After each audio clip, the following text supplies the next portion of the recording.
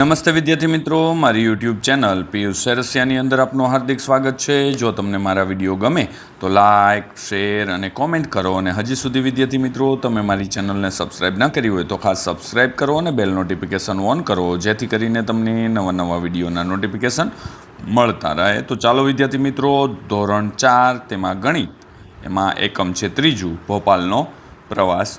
વિદ્યાર્થી મિત્રો, બીજી માહિતી આપી દઉં, આ માત્ર તમારી સમજ માટે છે નહીં કે ઉતારો કરવા કે કોપી કરવા, જ્યાં તમને મુશ્કેલી પડે ત્યાં જ તમારે મારા વિડીયોનો ઉપયોગ કરવાનો છે, અથવા તમે લખેલું હોય તે તપાસવા માટે મારા વિડીયોનો ઉપયોગ કરજો। તો તેમાં પ્રશ્ન પહેલો છે, મંજીત તેના માતા પિતા સાથે અમદાવાદથી આણંદ જવા નીકળ્યું, તેમણે પૂછપરછ કરતાં આ મુજબ બસ ટિકિટની માહિતી મળી, તે પરથી પ્રશ્નોના જવાબ આપવાના છે। તેમાં લોકલ છે તેના એક વ્યક્તિના 46 રૂપિયા, એક્સપ્રેસના 78 રૂપિયા અને ડિલક્સ એસીના 114 રૂપિયા છે। તો તેમાં વિદ્યાર્થી મિત્રો પ્રશ્ન પહેલો આવે છે કે ભાઈ કઈ બસમાં ટિકિટનો દર સૌથી વધારે છે, તો ડિલક્સ એસીમાં સૌથી વધારે છે। બીજું છે, લોકલ બસ કરતાં ડિલક્સ એસી બસમાં કેટલા રૂપિયા ટિકિટમાં વધુ ચૂકવવા પડશે, તો 68 રૂપિયા વધારે ચૂકવવા પડશે। ત્રીજું છે, બધા લોકલ બસમાં મુસાફરી કરે તો કેટલા રૂપિયા ચૂકવવા પડે, તો 46 × 3 કરીએ તો 138 રૂપિયા ચૂકવવા પડે। ત્યારબાદ બધા જ ડિલક્સ એસી બસમાં મુસાફરી કરે તો કેટલા રૂપિયા ચૂકવવા પડે, તો વિદ્યાર્થી મિત્રો 342 રૂપિયા ચૂકવવા પડે। આગળ જોઈએ, પ્રશ્ન નંબર 5 આવે છે, બધા એક્સપ્રેસ બસમાં મુસાફરી કરે તો કેટલા રૂપિયા ચૂકવવા પડે, તો 78 × 3 તો 234 રૂપિયા ચૂકવવા પડશે। ત્યારબાદ પ્રશ્ન નંબર 2 આવે છે, ઉનાળુ વેકેશનમાં પ્રિયા તેમના ભાઈ અને માતા પિતા સાથે આનંદ મેળામાં જાય છે, ત્યાં વિવિધ ખાણીપીણીની વસ્તુઓના ભાવ કોષ્ટક મુજબ હતા, તેમનો અભ્યાસ કરી પ્રશ્નોના જવાબ આપવાના છે। તો તેમાં દાબેલી છે તે 20 રૂપિયા, વડાપાઉં 25 રૂપિયા, ભેળ 30 રૂપિયા, બરફ ગોળો 15 રૂપિયા, આઈસ્ક્રીમ 40 રૂપિયા અને ફ્રૂટ ડીશના 45 રૂપિયા છે। તો ચાલો જોઈએ પ્રશ્નો નીચે। પેલું છે, પ્રિયાને દાબેલી અને તેમના ભાઈને વડાપાઉં ખાવા હોય તો કુલ કેટલા રૂપિયા ચૂકવવા પડે, તો દાબેલીના વિદ્યાર્થી મિત્રો 20 રૂપિયા અને વડાપાઉંના 25, એટલે કુલ 45 રૂપિયા ચૂકવવા પડશે। ત્યારબાદ બીજો પ્રશ્ન આવે છે કે ભાઈ પ્રિયાનો ભાઈ અને તેમના માતા પિતા ભેળ ખાવી છે તો કેટલા રૂપિયા ચૂકવવા પડશે, ભેળ અને 3 વ્યક્તિ તો 90 રૂપિયા ચૂકવવા પડશે। ત્યારબાદ ત્રીજો દાખલો છે, પ્રિયાના ઘરના બધા જ સભ્યો ફ્રૂટ ડીશ ખાય તો કેટલા રૂપિયા ચૂકવવા પડે, તો 45 × 4 કરીએ તો 180 રૂપિયા ચૂકવવા પડશે। ત્યારબાદ ચોથા નંબરનો, પ્રિયાની માતાને 2 આઈસ્ક્રીમ અને તેમના પિતાને 3 બરફ ગોળા લીધા તો તેમને કુલ કેટલા રૂપિયા, તો કે ભાઈ 125 રૂપિયા ચૂકવવા પડશે। 5 નંબરનો દાખલો, પ્રિયાનો ભાઈ દરેક વસ્તુની એક ડીશ કરી દેતો તો તેમને કેટલા રૂપિયા ચૂકવવા પડશે, તો વિદ્યાર્થી મિત્રો 175 રૂપિયા થશે, બધાનો સરવાળો કરી દેવાનો છે। ત્યારબાદ પ્રશ્ન નંબર 3 આવે છે કે ભાઈ કમલેશભાઈ પોતાની કારમાં 20 લીટર પેટ્રોલ ભરાવે છે અને પેટ્રોલના કુલ 1800 રૂપિયા આપે છે તો તેમને લીટરનો ભાવ શું થાય, તો 90 રૂપિયા આવશે વિદ્યાર્થી મિત્રો, 1800 × 20 કરીએ એટલે 90 આવશે। આગળનો પ્રશ્ન 4 નંબરનો, અમદાવાદથી વડોદરા જવા માટે નીચે મુજબ 2 રસ્તા છે, તેમનું અવલોકન કરી નીચેના પ્રશ્નોના જવાબ આપવાના છે। અમદાવાદ, વડોદરા, નડિયાદ અને આણંદ, અને દરેકના કિલોમીટરો આપેલા છે। તો અહીંયા આપણે એના ઉપરથી પ્રશ્નોના જવાબ આપવાના છે। તો પહેલો પ્રશ્ન છે વિદ્યાર્થી મિત્રો કે અમદાવાદથી વડોદરામાં ટૂંકા રસ્તાની લંબાઈ કેટલી છે, તો ટૂંકો રસ્તો વિદ્યાર્થી મિત્રો અહીંયા 110 કિલોમીટરનો થશે, સીધો જ જે આ જાય છે તે। ત્યારબાદ બીજો પ્રશ્ન આવે છે કે ભાઈ અમદાવાદથી આણંદનું અંતર કેટલું છે, તો અમદાવાદથી આણંદ વિદ્યાર્થી મિત્રો અહીંયા નડિયાદ અને નડિયાદથી આણંદ એટલે તેમનું 78 કિલોમીટર થશે। ત્યારબાદ ત્રીજો પ્રશ્ન, નડિયાદથી વડોદરાનું અંતર, તો અહીંયા નડિયાદથી આણંદ અને પછી વડોદરા જવાશે, એટલે કે અહીંયા નડિયાદથી આણંદ અને પછી વડોદરા એટલે બંનેનો સરવાળો કરો 21 + 46 તો 67 કિલોમીટર થશે। ત્યારબાદ કયા શહેરથી કયા શહેર સુધી પહોંચવામાં 1 કલાકનો સમય લાગે, 1 કલાક એટલે 60 મિનિટ થશે વિદ્યાર્થી મિત્રો। તો તેમાં અમદાવાદથી નડિયાદ છે તેમાં વચ્ચે લખેલું છે કે અહીંયા 60 મિનિટનો સમય લાગે છે। ત્યારબાદ 5 નંબરનો પ્રશ્ન, અમદાવાદથી વડોદરા કયા રસ્તે જવાથી વધુ સમય લાગશે, તો તેમાં અમદાવાદ, નડિયાદ, આણંદ અને વડોદરા એ રસ્તે જઈએ તો વધારે સમય લાગશે અને કેટલા કિલોમીટર, તો 147 કિલોમીટર થશે। પ્રશ્ન નંબર 5, એક શાળાના બાળકો બસમાં અમદાવાદથી સાપુતારા પ્રવાસે જાય છે. તો અમદાવાદથી સાપુતારા 400 કિલોમીટર દૂર છે. રસ્તામાં ક્યાંય પણ આરામ કર્યા વગર સાપુતારા પહોંચવામાં 8 કલાક જેટલો સમય લાગે છે.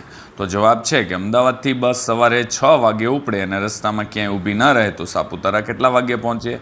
તો 2 વાગે, બીજામાં 2:30, ત્રીજામાં 10 વાગ્યે અને ચોથામાં 7 વાગ્યે સાપુતારા પહોંચે અને પાંચમામાં 1350 ભાગ્યા 5 કરીએ તો 270 આવશે. તો એકની પાછળ એક એવી 270 બસો ઊભી રહેશે, એવો જવાબ આવશે વિદ્યાર્થી મિત્રો. ત્યારબાદ 6 નંબરનો પ્રશ્ન છે, નવ્યા, પાર્થ અને નેહા સાસણગીર ફરવા ગયા. ત્યાં નવ્યાએ હરણ, પાર્થે સિંહ અને નેહાએ ચિત્તલની સંખ્યા ગણી. હરણની ગણતરી કરતાં 138 થઈ. નેહાએ કહ્યું કે હું હરણ કરતાં ચિત્તલની સંખ્યા 40 એટલી ઓછી થાય છે અને પાર્થે કહ્યું ચિત્તલ કરતાં સિંહોની સંખ્યા અડધી છે. તો ચિત્તલની સંખ્યા કેટલી હશે? તો અહીંયા બાદબાકી ભાગાકાર એ રીતે કરવાનું છે. તો વિદ્યાર્થી મિત્રો અહીંયા જવાબ આપવામાં આવ્યો છે, તમે પણ લખેલો જ હશે તો ચેક કરી લેજો. 7 નંબરનો, એક વાર્તાના પુસ્તકની કિંમત 82 રૂપિયા છે. તમારે શાળાને ભેટ આપવા 5 પુસ્તક ખરીદવા છે તો તમારે કેટલા રૂપિયાની જરૂર પડશે? તો 82 × 5 કરીએ વિદ્યાર્થી મિત્રો તો 410 ડ જવાબ આવશે. ત્યારબાદ 8 નંબરનો પ્રશ્ન છે, તમારા જન્મદિવસે 7 ગરીબ બાળકોને રમકડાં આપવા છે. એક રમકડાની કિંમત 130 રૂપિયા છે. તો તમે તમારા પપ્પા પાસેથી કેટલા રૂપિયા લેશો? તો 130 × 7 કરીએ એટલે કે 910 રૂપિયા આપવા પડશે. ત્યારબાદ 9 નંબરનો દાખલો છે, શ્રેયા 5 રૂપિયાની એક એવી 17 પેન્સિલ ખરીદે છે તથા ગોપાલ 6 રૂપિયાની એક એવી 15 પેન્સિલ ખરીદે છે. તો બંનેમાંથી કોણે વધારે રૂપિયા ચૂકવ્યા હશે અને કેટલા? તો શ્રેયા 17 × 5 85 અને 15 × 6 એટલે ગોપાલ 90. તો બેનો તફાવત કરીએ તો 5 રૂપિયા ગોપાલે વધારે ચૂકવ્યા હશે અથવા ચૂકવવા પડશે. 10 નંબરનો દાખલો, અતુલે 6 બોલ પેન ખરીદી અને દુકાનદારે 108 રૂપિયા આપ્યા. દુકાનદારને આપ્યા તો એક બોલ પેનની કિંમત કેટલી? તો ભાગાકાર કરશું, 108 ભાગ્યા 6 તો 18 આવશે વિદ્યાર્થી મિત્રો. 11 નંબરે, અલ્કેશ 1 કલાકમાં 18 કિમી સાયકલ ચલાવે છે. તો તે 4 કલાકમાં કેટલા કિમી સાયકલ ચલાવશે? તો 18 × 4 કરીએ તો 72 કિલોમીટર સાયકલ ચાલશે. 12 નંબરનો દાખલો, એક નાવ પાણીમાં 15 મિનિટમાં 4 કિલોમીટર તરે છે. તો 16 કિમી તરવા માટે કેટલો સમય લાગશે? તો વિદ્યાર્થી મિત્રો અહીંયા ત્રિરાશિ મૂકીએ તો 60 મિનિટ જેટલો સમય લાગશે. 13 નંબરનો દાખલો, એક બસ 3 કલાકમાં 147 કિમી અંતર કાપે છે. તો બસ દરેક કલાકે કેટલું અંતર કાપશે? તો અહીંયા ભાગાકાર કરશું આપણે વિદ્યાર્થી મિત્રો, 147 ભાગ્યા 3 તો 49 કિમી અંતર કાપશે. 14 નંબર, પાણીની એક બોટલમાં 20 મિલી પાણી સમાય. તો આવી 5 બોટલમાં કેટલું સમાય? તો ગુણાકાર કરીએ 20 × 5 તો 1000 મિલી એટલે કે 1 લીટર કહી શકાય હોતે વિદ્યાર્થી મિત્રો. 15 નંબરનો દાખલો આવે છે, આશા 450 મિલી દૂધની 2 થેલી ખરીદે છે. દૂધને 3 વાસણમાં એક સરખી રીતે ભરવાનું છે. તો દરેક વાસણમાં કેટલું દૂધ સમાય? તો વિદ્યાર્થી મિત્રો અહીંયા 450 × 2 તો 900 મિલી અને એને ભાગ્યા 3 કરીએ તો 300 મિલી દૂધ દરેક વાસણમાં સમાશે. 16 નંબર, 31 થી 40 વચ્ચે 2 અને 3 વડે વિભાજ્ય હોય તેવી સંખ્યા તો 36 આવશે વિદ્યાર્થી મિત્રો, તમે પણ લખેલી જ હશે. વિદ્યાર્થી મિત્રો, તમને જો મારો વિડીયો આ સારો લાગતો હોય તો તમારા બીજા મિત્રોને વોટ્સઅપમાં કે બીજી લિંક દ્વારા શેર કરવાનું ખાસ ભૂલતા નહીં, જેથી કરીને તેમને પણ ખૂબ જ ઉપયોગી થાય. 17 નંબરનો પ્રશ્ન, ખૂટતા અંકો લખો. તો અહીંયા મેં વિદ્યાર્થી મિત્રો જે ખૂટતા અંકો હતા તે લખેલા છે, તમે પણ લખેલા જ છે, શોધી લેજો કઈ રીતે લખવા એ પણ તમને ખ્યાલ જ છે.